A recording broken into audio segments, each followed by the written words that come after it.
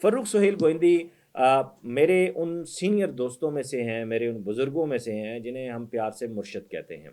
आप सियासी हवाले से, सहाफ़ती हवाले से एक स्ट्रगलिंग जो पीरियड है पाकिस्तान की सियासत का, जिसमें उन्होंने ज़िया की बदतरीन आमरीत का सामना किया, कोड़े खाए, जेलों में गए। मलिक मेराज खालिद की ये नसीहत इमरान खान साहब ने बिल्कुल नहीं सुनी। वो सुनते भी क्यों? वो एक स्टार थे, और एक स्टार का जो एक करिश्मा होता है, वो कभी भी उसे ऐसा काम करने की इजाज़त नहीं देता, क्योंकि उसके अंदर सुस्ती कूट-कूट कर भर चुकी होती है, उसके अंदर अना भर चुकी होती है कि वो आम लोगों के साथ कनेक्ट हो।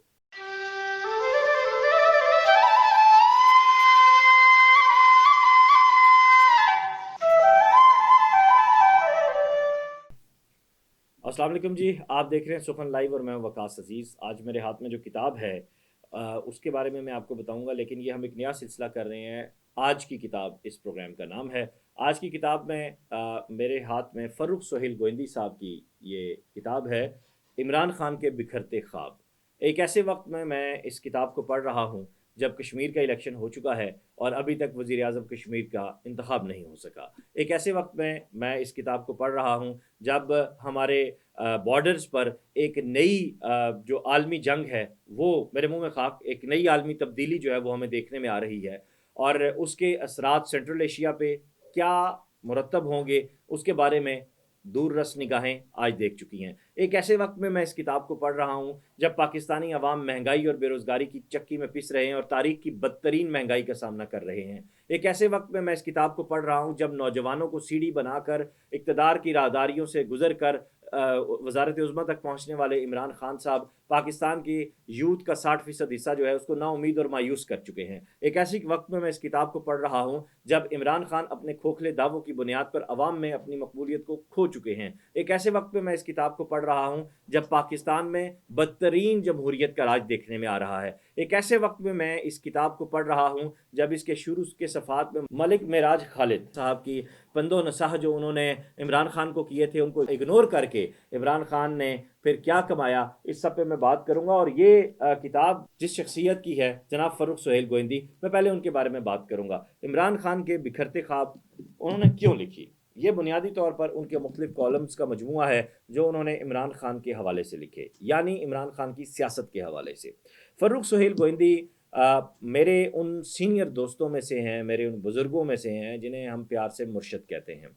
आप सियासी हवाले से, सहाफ़ती हवाले से एक स्ट्रगलिंग जो पीरियड है पाकिस्तान की सियासत का, जिसमें उन्होंने ज़िया की बदतरीन आमरीत का सामना किया, कोड़े खाए, जेलों में गए, और फिर ज़ुल्फ़िकार अली भुट्टो साहब के हवाले से मेरा लहू जैसी किताब लिखी, नादिर व नायाब किताब, जिसके कई इंटरनेशनल एडिशंस भी शाया हो चुके हैं। और उसके साथ-साथ आजकल आप जमहूरी पब्लिकेशन के नाम से एक बहुत ही मुस्तनद इदारा और एक ऐसे किताबों का इशाअती इदारा जिसने आलमी अदब को पाकिस्तान में लाया, जिसने पाकिस्तान में जमहूरियत के दौर अदवार के हवाले से और आमरीत के जो साए हैं उनके दरमियान जो बड़ी कुतुब लिखी गई, जिन लोगों ने बड़ा लिटरेचर लिखा, उसको बिला कमोकास छापा, आम लोगों तक पहुंचाया, सस्ता छापा, बेहतरीन छापा, और लोगों को पढ़ने के लिए बेहतरीन दिया। यानी शऊरी सतह पर जमहूरी पब्लिकेशन की जो कंट्रीब्यूशन है उसकी जितनी तारीफ की जाए वो कम है। अब आते हैं इस किताब के हवाले से। इस किताब में अगर मैं आपको बताऊं तो बुनियादी तौर पर इसके कुल जो है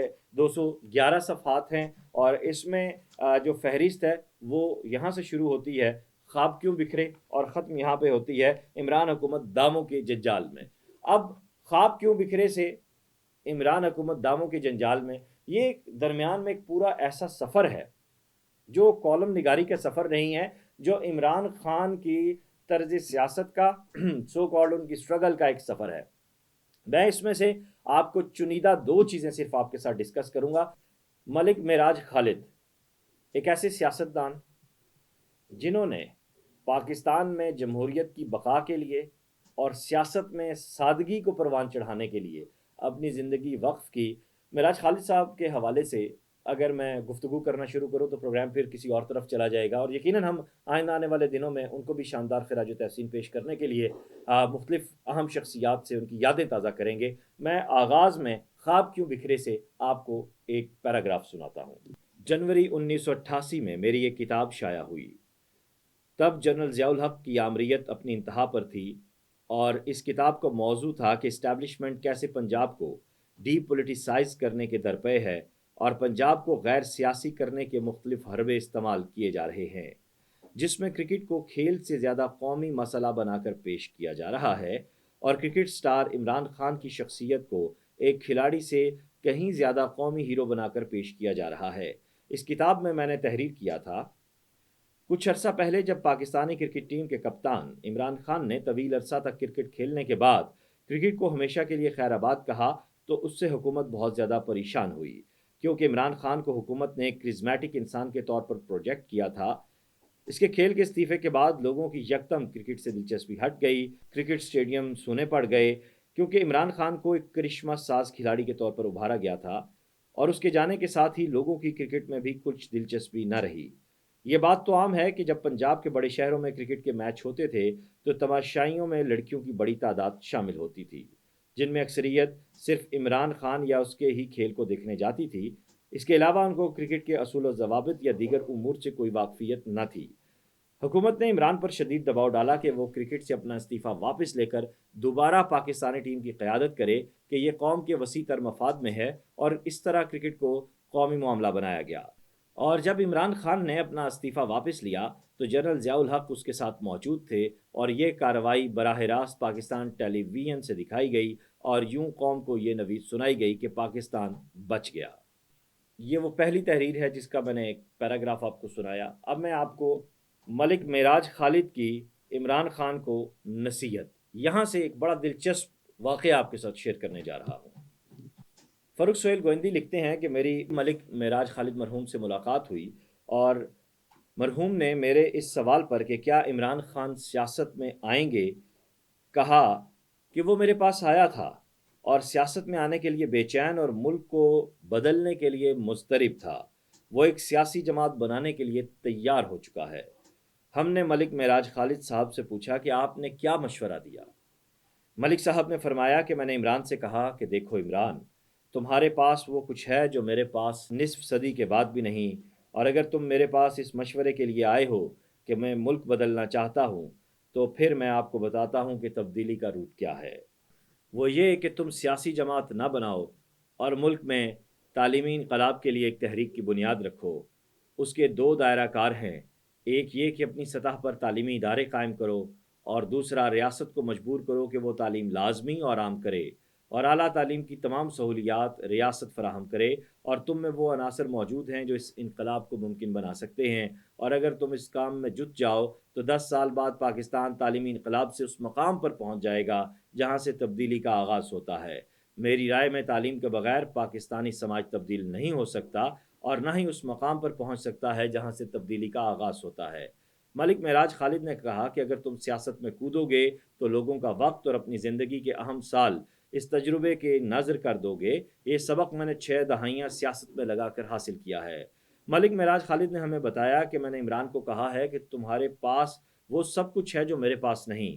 تمہارے پاس 3 اہم چیزیں ہیں، اول ایج فیکٹر، دوم شناخت، اور تیسری چیز ساکھ۔ تمہارے پاس وہ شناخت ہے جو میرے پاس 6 دہائیاں عوامی سیاست کے باوجود نہیں۔ اگر میں بلوچستان، گلگت یا کسی دور افتادہ گاؤں میں جاؤں تو گاؤں میں داخل ہونے کے بعد لوگ مجھ سے سوال کریں گے کہ تم کون ہو، اور اپنا تعارف کروانے کے بعد شاید ہی کوئی مجھے جان سکے۔ لیکن جب تم کسی ایسے دور افتادہ مقام پر جاؤ گے تو لوگ دوڑے چلے آئیں گے کہ عمران خان آیا ہے۔ تم نے یہ شناخت کرکٹ سٹار کی حیثیت سے حاصل کی، اور اس کے ساتھ ایک خیراتی ہسپتال کے لیے عام لوگوں سے چندہ اکٹھا کر کے تم نے اس امانت کو ایمانداری سے صرف کیا، جس سے تمہاری شفافیت کی ساکھ قائم ہو چکی ہے۔ اور اب اگر تم تعلیمی انقلاب کی تحریک چلاؤ گے تو اگلے 10 برس میں سیاست اور اقتدار تمہارے قدم چومے گا، اور ملک جہالت سے تعلیم یافتہ سماج میں بدل چکا ہوگا۔ لیکن اس کے برعکس اگر تم نے اپنے سیاسی جنون اور ارد گرد کے سیاسی تجربہ بازوں کے ذریعے سیاست میں قدم رکھا تو وقت کے ضیاع کے علاوہ کچھ بھی حاصل نہ ہوگا۔ ملک معراج خالد کی یہ نصیحت عمران خان صاحب نے بالکل نہیں سنی۔ وہ سنتے بھی کیوں؟ وہ ایک سٹار تھے، اور ایک سٹار کا جو ایک کرزمہ ہوتا ہے وہ کبھی بھی اسے ایسا کام کرنے کی اجازت نہیں دیتا، کیونکہ اس کے اندر سستی کوٹ کوٹ کر بھر چکی ہوتی ہے، اس کے اندر انا بھر چکی ہوتی ہے کہ وہ عام لوگوں کے ساتھ کنیکٹ ہو۔ سو عمران خان صاحب نے ملک معراج خالد کی اس دور رس نصیحت کو پاؤں تلے روندا، اور روندنا بنتا بھی تھا. یہی سبب ہے کہ آج وہ ملک کو بھی پاؤں تلے روند رہے ہیں.